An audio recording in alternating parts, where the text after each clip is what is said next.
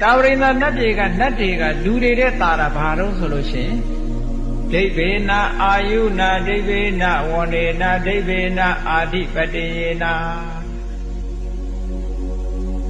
ဒိဗ္ဗေနအာယုနာသူတို့ကဘာတာတော့ဆိုလို့ရှိရင်တာဝရိန္ဒနတ်တွေကလူတွေတဲ့တာတဲ့အချက်ကတော့အမတန်ရှည်လျားရတဲ့နတ်တဲ့အသက်ရှည်ကြမှုဟာဒါခုနတော့ကပြောခဲ့တယ်လို့ပဲလူပြေမှာအနှစ်တရာဆိုရင်တာဝရိန္ဒနတ်ပြေမှာတရက်ပဲရှိသေးတယ်အဲ့ဒီနီးနဲ့တွက်လိုက်မယ်ဆိုရင်တာဝရိန္ဒနတ်တွေဟာအနှစ်1000အသက်ရှိတဲ့ပုဂ္ဂိုလ်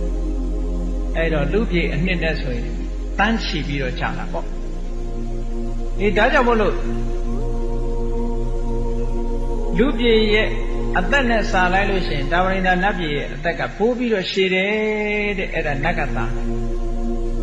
နောက်တစ်ခုကဒိဗ္ဗေနဝန္ဒေနနတ်တွေရဲ့အဆင်းနတ်တွေရဲ့အဆင်းဆိုတာလူတွေရဲ့အဆင်းနဲ့စာလိုက်မယ်ဆိုရင်သိပ်กว่าတယ်နတ်ဆိုတာအမတန်ချောအမတန်လှအမတန်ချောအမတန်လှ